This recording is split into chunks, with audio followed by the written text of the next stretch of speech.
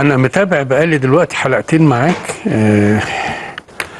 أزمة نادي الزمالك والأزمة المالية ونادي الزمالك بينهار والكلام ده. يلا بينا. إن بيتقال إن نادي الزمالك بيمتلك 50 مليون مصري مشجع. وانت اشتريت الحوار ده؟ انا بقى لا اشتريته ولا بلعته ولا شربته حتى.